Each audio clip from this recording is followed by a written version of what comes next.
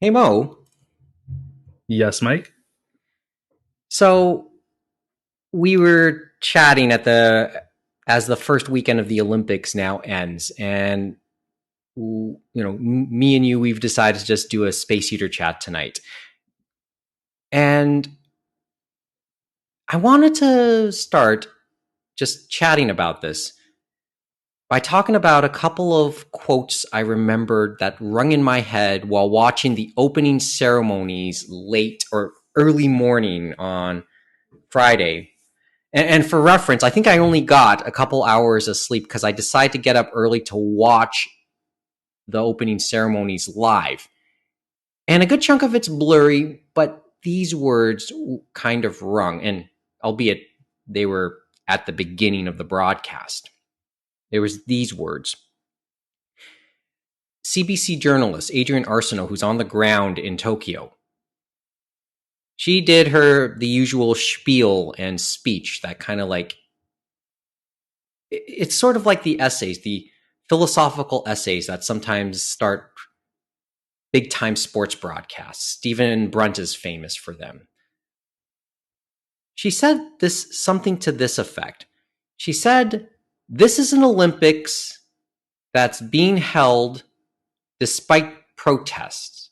This is an Olympics that's going to happen because of contract and because of principle." And then a few minutes later, Mark Sakamoto, who's contributing to the CBC broadcasts in little segments called Sugoi Tokyo, just talking about Japanese culture. He kind of added the phrase, to the Japanese, this is a matter of honor.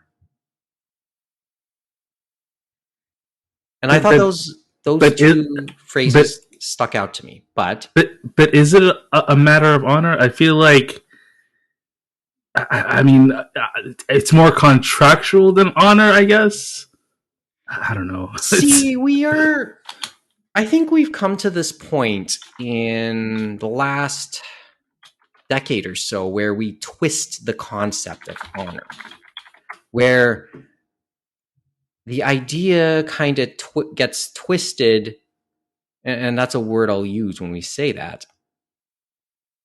The idea of honor can be twisted into not so honorable concepts, if you know what I mean. exactly. It's the whole righteous revolutionary fighting for freedom of the homeland or something. I mean, it's the ill minded. It's the not ill minded, but the misguidedness of honor, right? I mean, we live in the 21st century. You know, capitalism is what it is. Honor really isn't shit. I mean, pardon my French, but yeah, I mean, like I feel bad for anyone who lives in that mindset where they think that honor will get them anywhere. It's not. I would like for that to be the case, but it's not. And these Olympics, I feel like, I mean, they're happening. I enjoy the Olympics. It's once every 2 years, I guess, if you count winter. But it's a fun international thing, right? I mean, it just I feel so like heartbroken for Japan about this. Like they're put in a impossible position where the Olympics under the best of circumstances is a money drain, but combine that with a once in a century pandemic, you're looking at bankrupting an entire nation. I know that'll be more of a debate later on, and maybe when we talk about that type of fallout, I'd like the others to get in on that conversation. So for sure, we'll put that one. For sure, we'll talk our theories there. But when you said all that just now, another phrase from the opening ceremony broadcast on CBC came into my head as well, which was, "This is a party Japan was asked to put on, but in the end, it's one that they're not invited to." Nope, they are not. I mean, to be fair, no one's invited to this party. Yeah, but it's a little bit odd, surreal, and when you watch that opening ceremony, and as I said, I saw bits and pieces of it as I slowly started to wake up on Friday. It was frankly quite depressing too. It was still quite the spectacle. It was still in many It's very, respects, all things being equal, fun to watch. exactly. It was very nice. I mean, it's a nice show. It reminded me of Beijing in '08 and how spectacular that opening was. You know, aside from all the Chinese. Oh, and here's the whole honor and saving face aspect to this. I think this is happening also because there's this reminder that 2 years down the road, oh, not 2 years, less than a year down the road, Winter, yeah. the Winter Olympics in Beijing. Yep. And I think it's a cultural, like it's a salvo of sorts. They What's know, the like Tokyo does not want, or Japan, maybe the government, Hmm. just doesn't want to see themselves get upstaged. They will. They're going to get upstaged by Beijing regardless. 100,000%? I But guarantee you that whatever Beijing's putting on is like 6 times the size or whatever the Tokyo's putting on. and they have the better run, and frankly, they're going to have the better runway, right? Oh yeah, oh yeah. I mean, I just. What do you think the under over is on mass boycotts of Beijing in 2024? Or sorry, 2022, 2022? Yeah. very low, I think. I don't know, It's man. I don't for know. me, like I honestly, like sorry, this sorry. is, I was gonna say give me your thought, and then I'll give you mine. sure. For the way I see it is, it all kind of hinges on the U.S. And if shit gets fucked up enough in the U.S., then they might just use because they're currently using Japan. They're currently using China as like a scapegoat for all the bad stuff in America, right? So I feel like if it gets to a boiling point of some kind, maybe this economic recovery doesn't go the way it's supposed to go. Maybe a fifth wave comes through or something. I can easily see the U.S. Maybe boycotting the Winter Olympics. And if that happens, I feel like everyone else is going to have to boycott as well, right? Like, imagine if Canada went, but the U.S. didn't go. Like, asterisks forever, I guess. Well, that's where 84, 80, and 84. Exactly. But and I'll go back there in a few minutes. In many respects, maybe it should have happened here. Not necessarily boycotts, just people not going. But and now this comes back, and then now coming back to 80 and 84, I think Jimmy Carter has been on record as saying in recent years he sort of regrets that decision because it deprived I wouldn't say generation of athletes, but it deprived a lot of people of their fame, of their Olympic moment. And Dude, it I never mean, came, and like those that there were, there's this, I saw this documentary about a photo done in an abandoned parking lot, I think it was. And it was the entire Olympic team that was going to go to Moscow in 1980. And that's the only team photo that was ever taken because the boycott was announced not too long after that. And they focused in on athletes who were supposed to go, who many said were supposed to have been famous, and they never went, and they never got another chance. And I think that's part of Jimmy Carter's regret. There were names in all that were supposed to have become household names in the 80s, historic figures. The next Bruce Jenner apparently was amongst them because I think that the Americans' top decathlete was favored, but he didn't get to go. And those are things that sort of ring. And I'm not, and I guess there's a version of that in the Soviet Union as well when '84 came along, or the Eastern Bloc countries when the favor was returned. right. And I feel like really bad about that because it's like they mentioned in the opening ceremony when he's like, these people aren't going to have professional careers after this. Like, they're not going to go back to millions. They're not going to they're not going to be put on Wheaties boxes or something. Right? A lot of these people who may happen to place well or may happen to win a medal, that's the highlight of their entire career. Then they're going to go off and, I don't know, sell shoes or something. Never had their moment. They never had their moment. And I think that's sort of why we're not seeing this happen this year in Tokyo. Because in the end, in its most pure form, these Olympics are supposed to be about the athletes. The spirit of competition. yeah, spirit of competition. And sometimes, and now that they're happening, I'm doing my best to focus in on the athletes. They didn't ask for any of this. And in many respects, many of them have trained, as the cliche goes, an Their whole entire life. lifetime Yep, yep. for this moment. And for many of them, it'll never come again. No, And they had one shot, one opportunity, you know, to and in many respects, it's not their fault. oh god, no, no, no. I mean, It's circumstances' fault, or somebody really bumbling it. We can debate that from 1980 and 84. We can debate that in this pandemic of the last year plus too. So, and it'll be all clear up just in time for Beijing, right? oh my god, It could dude. be. What is the chances of there being like a new coronavirus just before Beijing? Yeah, sorry, this is like a major segue off of Olympics, but like uh, Trump is back in the news for whatever freaking reason, and they're talking about prosecuting him and maybe calling him like a war criminal or something like that. And in my mind, I'm thinking he's done a lot of fucked up shit. If they're gonna indict him or arrest him or prosecute him or anything of that nature, it's in their best interest to wait until like 2023, 2024, when he's like in the rings of campaign and be like, screw you, Trump, you're under investigation and so and so. I'd say just do it once and do it right. No, come on. No. For me, that's always been like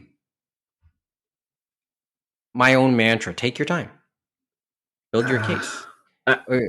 It's honestly, I feel like there is no case to build, and if there is a case to build, no one's gonna believe it. It's one of those things where, well, no. The thing is, I think too many people on both sides are dug into their their heels as to how they feel about this. I'm telling you, man, it's a tinder box down there, man. The U.S. is just like a spark away from just Hunger Games in themselves. Yeah, although the border is going to open to them to allow them into Canada, but the irony is, no Canadian can go down there just yet. How? I mean, do you want to go down there? I guess amongst the unvaccinated. That's the thing. I don't know yet. It's not a question for me because, well, frankly, I can't afford it. I'm still recovering from and needing my own current work just to still make ends meet. Okay, so you kind of gave me your feelings about the Olympics in general, right? And you want to repeat them before I go through mine again? Like, how do you feel that this is happening? So, as a fan, as a fan. As a fan, I like the Olympics. The Olympics are fun. They're once every 4 years. You'd see sports that you normally don't get to see, like 3-on-3 basketball or skateboarding, or my new favorite sport, Madison cycling. Madison cycling? Yeah, Madison cycling. It's a relay event where two people cycle, but they hold hands while cycling for some reason, like a slingshot. Is this seriously an event? It is. It's a new event. They discontinued it for a while, but then they brought it back for some reason. I'm going to send you. I got to look this up. I'll send you the link, but it's pretty funny. But yeah, like that's the cool thing about the Olympics, right? And also the fact that this year it's in Japan, so there's a time difference, and CBC has finally got their shit together and has like a decent web portal, so we can watch all this stuff live. It's cool. I enjoy it. Keep in mind, some of that is also just resistance of the IOC too in the past. Sure, like they were notorious for their resistance to streaming technology up until, well, it's fairly recent, probably at most within the last decade. Could have happened as soon as Vancouver, I think, or as far back as Vancouver. But why? We had the rights, but not before that. And the technology was there before 2010 to allow for a version of this.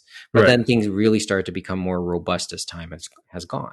I think it's more close. I think we are thinking more closer to 2014 when Sochi came along, when we started to get good web portals and good web options to watch these things. But the IOC was always insistent that TV be front and center in the way the public consume these things. And that's sort of with no fans this time around, it is quote unquote that made for TV Olympics, as we've which is now becoming a bit of a cliche. But then the web stuff, it's funny.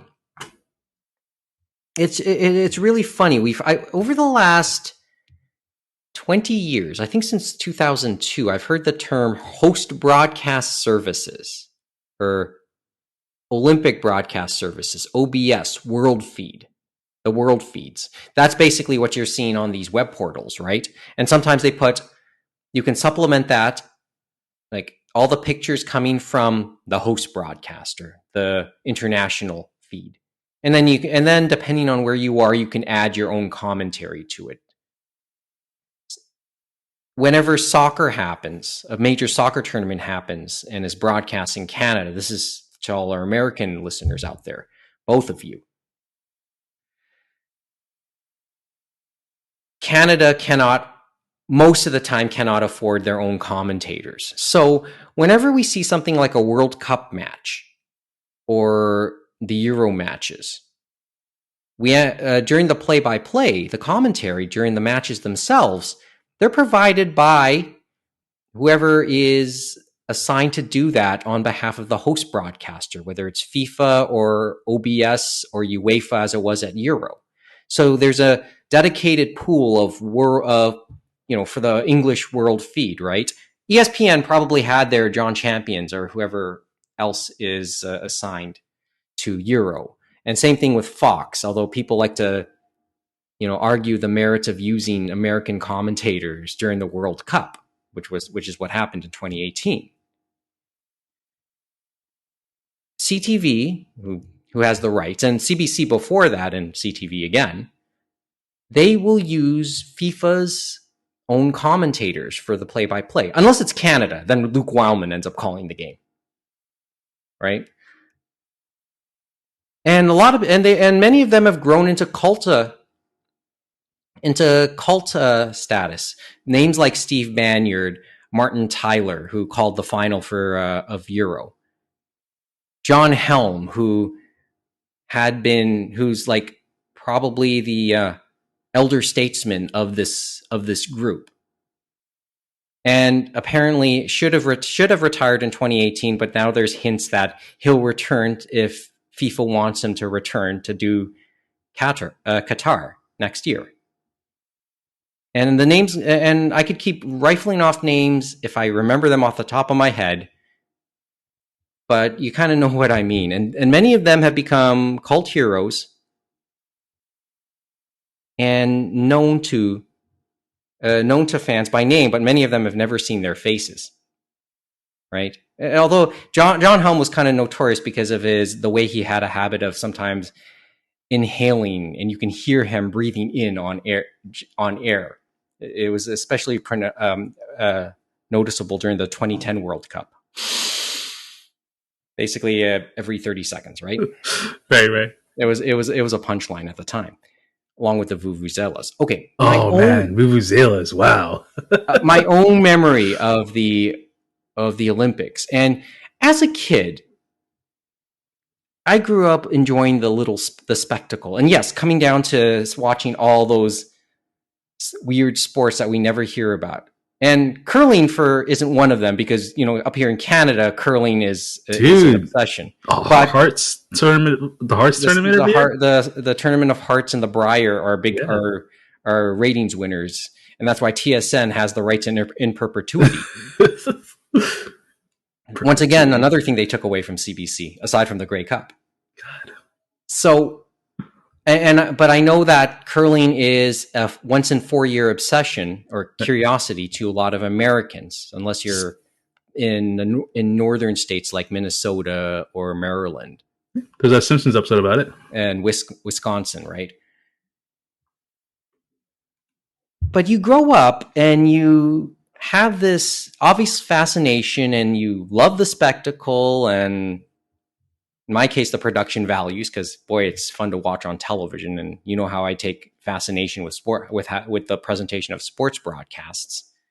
Then you grow a little older, and then you have that no Virginia, there is no Santa Claus moment when you find out just how corrupt it is in the background. That you start to learn about names like Juan Antonio Samaranch or João Havelange, to a lesser degree Jacques Rogue, to a bigger degree who was the guy who ran FIFA? Sepp Oh, Blatter. Black, right? Black, yeah. Sepp Blatter. I mean, but he was just bad, so that's kind of why he was. Yeah, it's all different levels of bad, I think. I think he was like ninth level of hell bad. And they demand that they be treated like heads of state wherever they go. I never understood the that. Arrogance. Exactly. The arrogance knows no bounds with these groups, right? Nope. And that's what ruins it. Yeah. In the end, it's still supposed to be about the athletes, and now that it's going on, Thomas Bach, please stay in the background for a little bit, right? Dick Pound, please stay in the background. Some of the stuff he has been known to say, like he's the longest serving member now of the IOC. He's Canadian. And I come away sometimes with some of the interviews that he's pulled off in the last couple months and wondered, it feels like he's put his foot in his mouth sometimes. Fans don't matter sometimes now? Or it's irrelevant? It really has nothing to do with things now? Okay, I should double check that article, but I just know one of them just did not sit right. And he was considered the good guy in the IOC for a long time.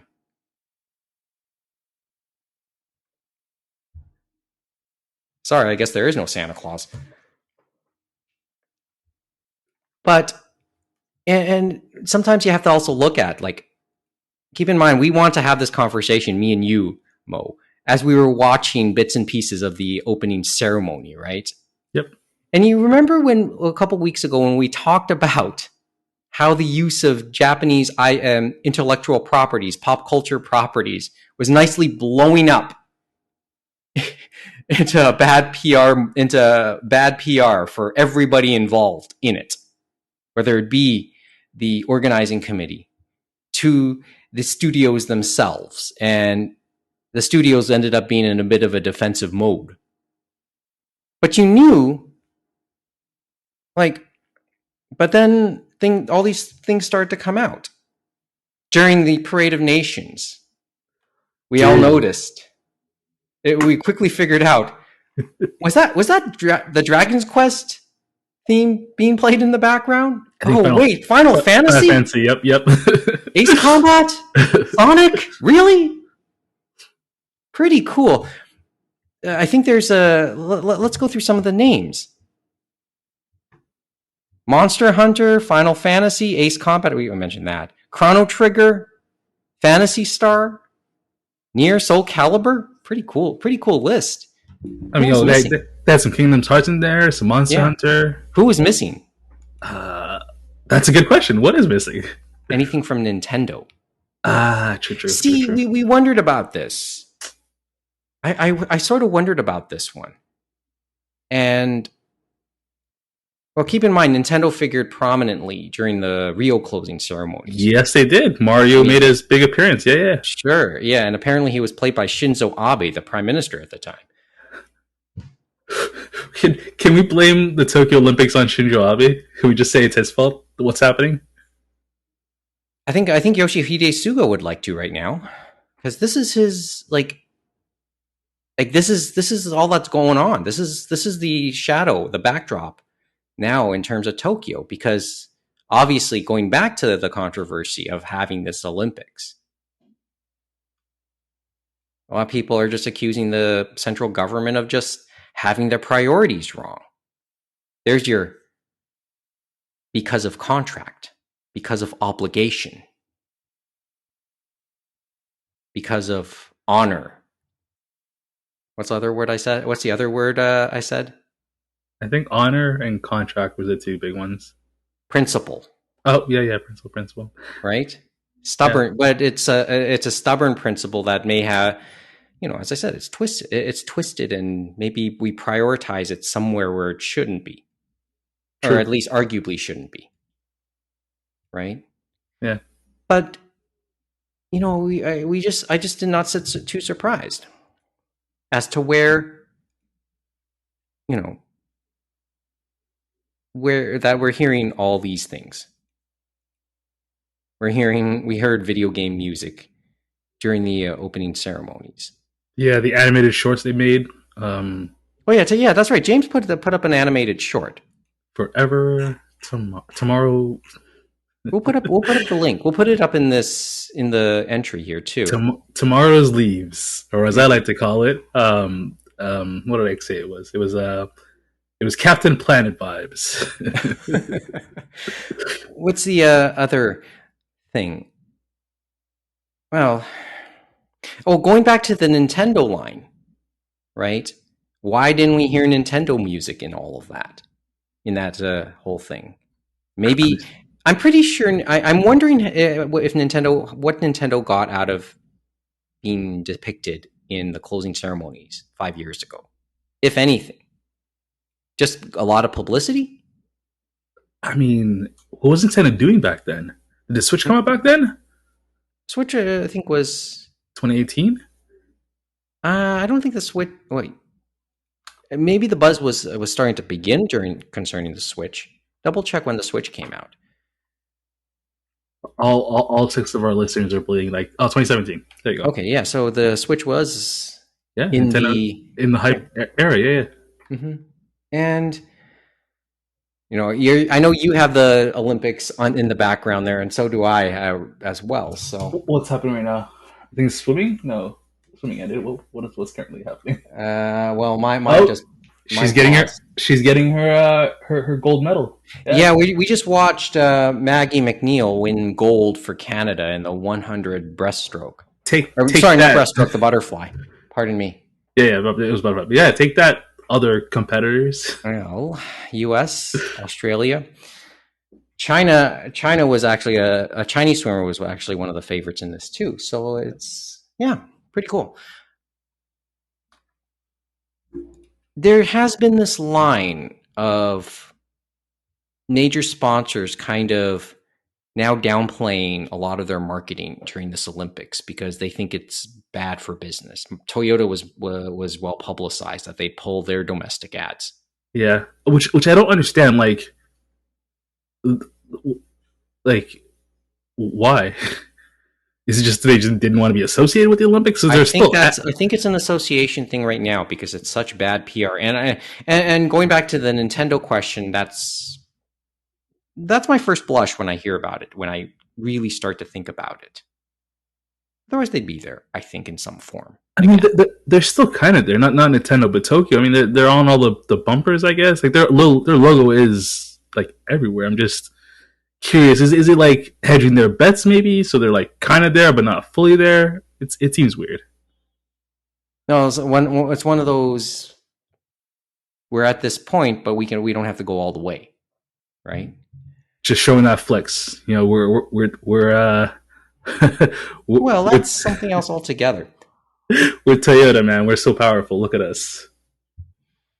It's just, I'm just thinking that could be part of the story in terms of Nintendo's lack of presence.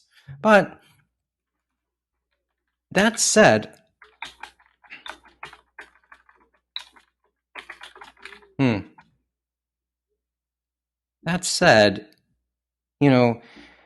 with all the references to video games, and have been a couple anime ones as well. Yep. Because what is it?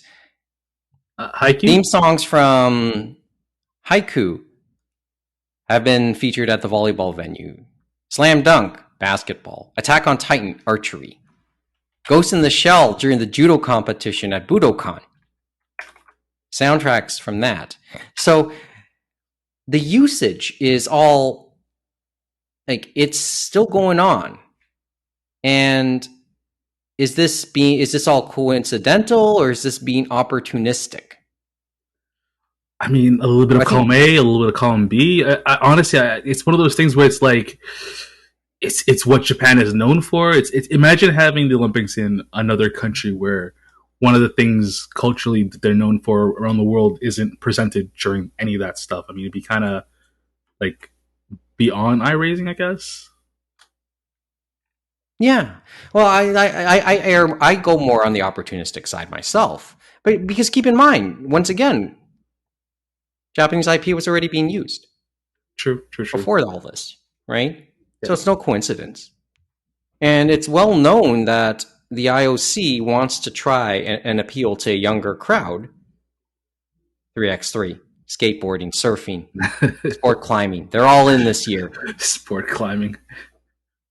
I like that. I mean, it's surfing too. It's like it's just It's it's evolving, you know. Yeah, no, it's part and parcel with what they're trying to do anyway. So the use of the pop culture references, not a coincidence, not Nope, at all. nope. They're just trying to do that. I mean, we're gonna we're gonna hear all the hip hop, rock and rap music, all you want during. Well, you probably heard a lot of it already in the skateboard park competition yesterday. The women's version of that's going on now, I Yeah, believe. yeah, yeah. I mean, they're kicking butt. I think Japan won. Japan won gold in that.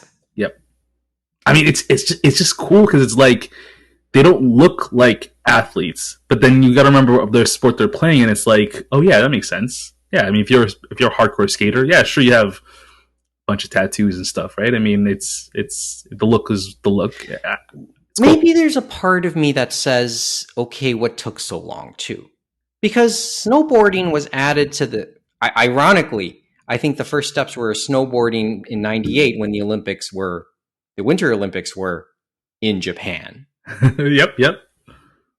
And I think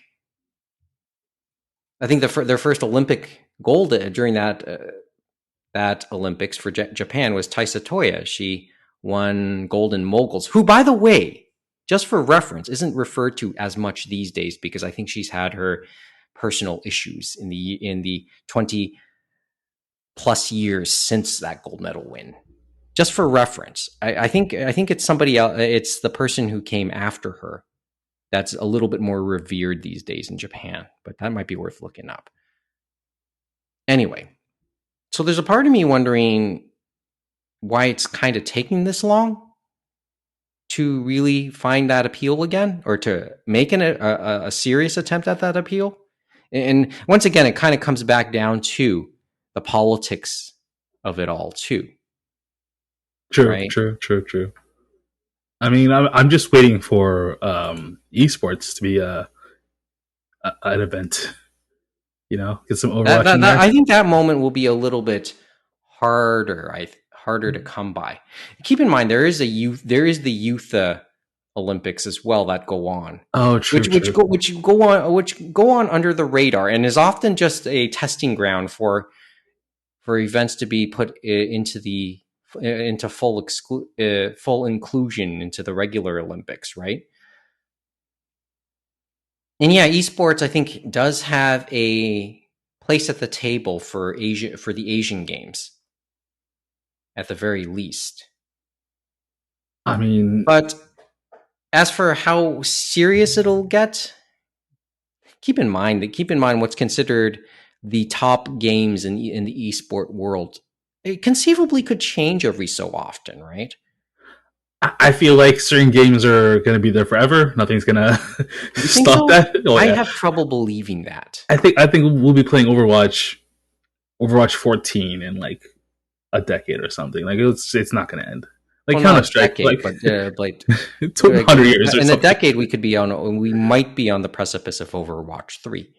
We're on the precipice of Overwatch 2 at this moment, but that's True, kind of true. dragging at as well. Plus, let's just say Activision and Blizzard have their own issues to be dealing with after being served with a few lawsuits in recent weeks. Oh, dude, have you seen that Activision lawsuit? That is some wild stuff, man. Those are some very wild No people. further comment. Anyway, but yeah, I don't know. Do you have any takeaways from all that from the first couple days? I mean, we just want to really start this conversation. It's very tangential. We fully admit it's not so anime Japanese pop culture related stuff, but it certainly has our attention because all this is happening in Tokyo, True, right? true, true, true. I mean, I will say this. I mean, I really really enjoy the 3-on-3 basketball. I So haven't some seen any of it, to be quite honest. something about watching um, people twice your size play basketball against you. Just the I was watching one of the women's 3-on-3 games, and it was like she's twice your size. Like there was no way they're gonna win. And it's fun because like it always reminds me of street ball, and I'm like, why aren't there more teams? Why are there more countries who are competing in 3-on-3 basketball? I'm pretty sure America could put together a halfway decent men's team for 3-on-3. I But think Canada almost did too. I don't think they qualified any teams, but there might have been a technicality on that one. true, true, true. Once again, the politics. It stopped. See, sometimes you wish it was always about it's about the athletes most of the time, right? Right, right. But it's always something else. So what has your attention? What are you looking up? Oh no, just rewatching the women's skateboarding. Man, these people are really You're really watching on known your for it. computer, right? Yep. See, I'm telling you, man, this web portal is pretty good, guys. If you're in Canada, CBC's CBC. actually, Google themselves has done a really good job with it too. Like their dashboard's pretty great too. It's just a lot easily more accessible. Plus, Twitter's doing their thing where they're promoting lesser known stuff, like the Andrew Murray thing this morning. He just dropped out because of that injury. That was wild. Yeah, and then Andy Murray, and then his replacement ends up beating Felix Auger-Aliassime. Exactly. Lots of upsets today. Same with, and once again, the basketball team. Yes, Could have used the U.S. basketball team could have used Vince Carter against France. They could have used a dream team, man. Where's the dream team when you need them? So there isn't. I don't know. As I said, we're watching this. We're watching this with curiosity because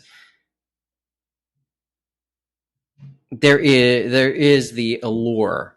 Put up, like as I said, it's just too bad you end up getting older and you realize there's a lot of crap that goes along concerning something like the Olympics, right? Oh, 100%. You would have thought, like I'd say, it's supposed to be pure. It never really did start that way, I suppose. Nope. It's like politics, like you're young, you're disillusioned, you think that politics is one way, electing fair people, but then you get a little older and you realize that no, everything sucks, including everything. So yeah. Yeah. Well, we're as I said, we are watching all this with interest, and I get the feeling we can, like, we just want to start this conversation. I know when we have the others in a next episode, and I'm getting texts saying, "Oops, I just got home." Kevin. It's all good, guys. Hey, Kevin, don't worry about it. Next episode, guys. As I said, next week we're gonna expand just a little more on all of this. These are just some rather random thoughts as we finish up the weekend here. As we get into, what is it now? Day 3. Well into day 3 there in Tokyo. That's the great thing about it, man. It's almost noon there. That time difference is just French kiss awesome, man. Something about waking up early in the morning. What a way to put it. It's like me saying breaststroke when we had butterfly.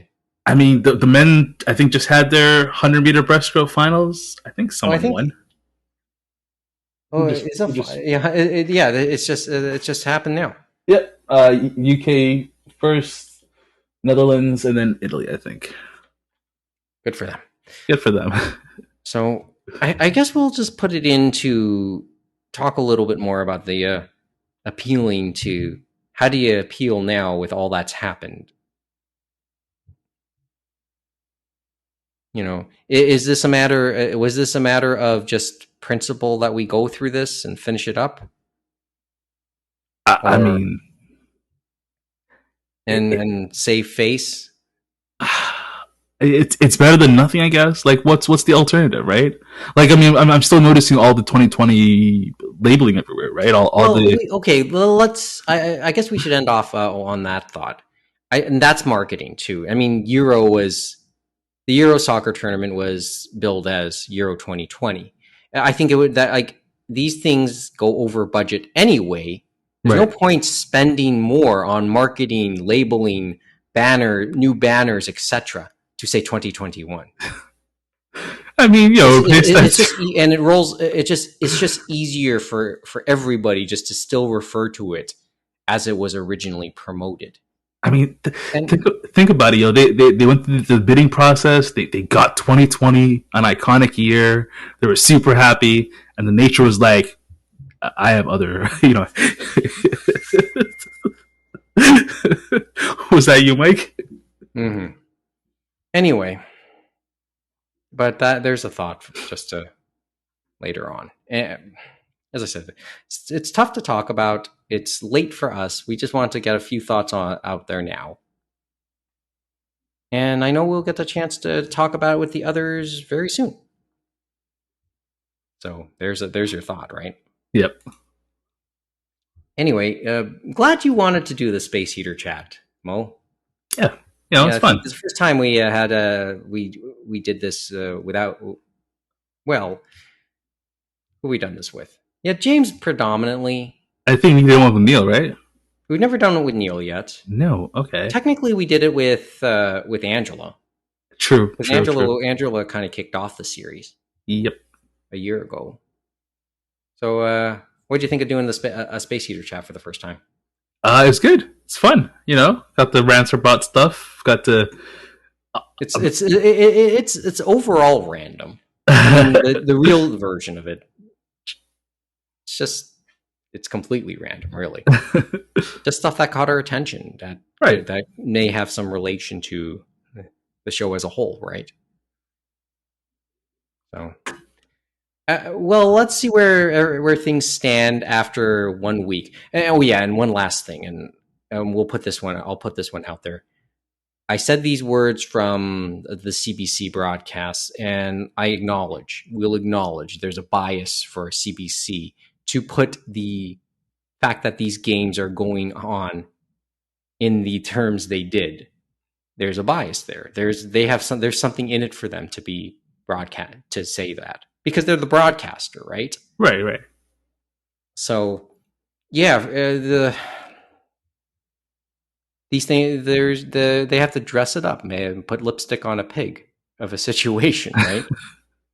True. True. That's sort of, and they paid for the right to do that. And I feel bad because there's no like major superstars this year, isn't there? Like who? Like there's no Usain Bolt or Michael Phelps, right? I mean, who's the Andre Olymp- DeGrasse. Will be in that mix for Canada, and obviously he'll be one of their big guys. Right. Right.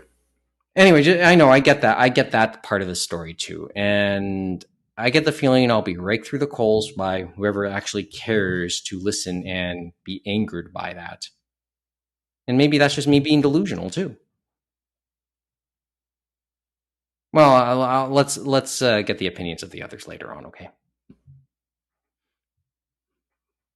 Thumbs up from Mo. Anyway, thanks for listening. That's all we'll have for this little mess. So if you have any questions or comments, feedback, just want to give us a thought as well, you know where to reach us. Basically anything Anime Roundtable. Anime Roundtable at gmail.com, at Anime Roundtable, animeroundtable.com. That's where you're going to reach us. Email, Twitter, Instagram, and on the web. And please don't forget to give us that 5-star review. It helps us get out there,